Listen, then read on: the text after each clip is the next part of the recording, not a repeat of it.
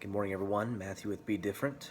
And this morning, I was reading some of my devotions, and it came up that talking about in Joshua 24:15 talks about who you're going to serve. Are you going to serve idols, things, money? And it talks about at the end is like, as for me and my house, we will serve the Lord, and that is true in my house. We every chance I get, I try to show my kids Jesus through my actions, through what I'm doing, what I'm saying, my behaviors. It doesn't always happen, of course, because we're flesh and bone. It's the way it works. But, however, just the other day, my daughter was not listening to bad music. I didn't hear any, suggestive themes or any swearing of any kind that I could detect.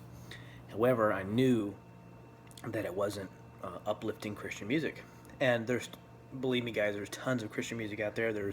I listen to rap and rock, contemporary on occasion, but rap and rock are kind of like my forte as far as Christian music goes.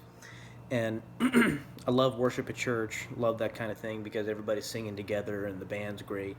So I love all kinds of Christian music, and my family can attest that I just appreciate music in general because it puts me in the mood and the connection with God. And that's all I can think about because men can't multitask in general.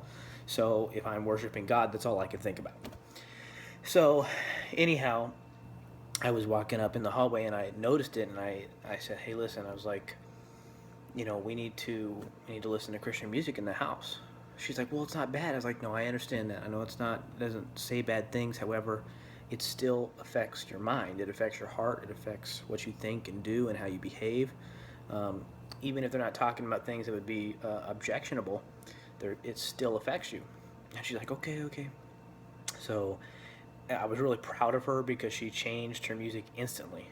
And for the last couple of days, I've noticed that she has been listening to Christian music and uplifting music, and that has encouraged me to know that she trusts me and I am doing what God is asking me to do and leading my household the way that He sees fit. And I was explaining to my wife yesterday at lunch, I was like, I don't want to get to heaven and all of a sudden, God's kind of like, "Dude, what happened? Like you dropped the ball, man. What's going on?" And that's a huge responsibility for me, and I feel the pressure and the weight of that, and I know that it's my responsibility while my kids are in my home to show them Jesus and show them God. And it's important. It's very important to me. And another kind of verse that goes along with that is James 1:5, and it reads, "If you don't have all the wisdom needed for this journey, then all you have to do is ask God for it, and God will grant you all that you need. He gives lavishly and never scolds you for asking." And this little kind of cool analogy here, it says, "Wisdom, as James understands it, is the ability to live life well and make good decisions. Wisdom doesn't come from old age or hard knocks. Wisdom begins with knowing and depending absolutely on God, who is never stingy when it comes to wisdom for those who seek it. He supplies all the wisdom we need when we ask. But when we try to do it alone, without God, trouble is around the corner. The key is that your request be anchored by your single-minded commitment to God. Those who depend only on their own judgment are like those lost on the seas, carried away by any wave or picked up by any wind. Those adrift on their own wisdom shouldn't assume that the Lord will rescue them or bring them anything. The splinter of divided loyalty shatters your compass and leaves you dizzy and confused." And that is so true in my life.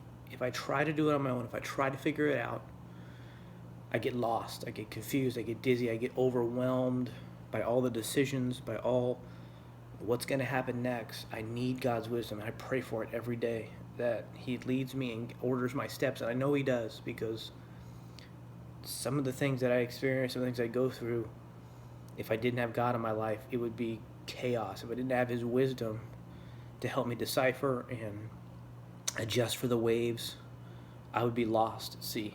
My compass would be going crazy. I wouldn't know what to do, and I would drown in some of the issues that I run up against. And I encourage you guys today to pray for God's wisdom. All you have to do is ask for it. And I ask every single day because I know that without His wisdom, I am completely lost. And with His wisdom, He can help lead your family, lead you, lead your kids while they're in your home. Because again, when they're out on their own, they're leaders now, they're adults. They have to make those decisions themselves. And all you can do as a parent is pray for them and encourage them and sow into their lives that way. And there's no more discipline, there's no more correction, there's no more consequences. It's they're an adult now. So it's important while they're here and what short time we have with them to encourage them and lift them up. Be different today, guys. Ask for God's wisdom, He will give it to you.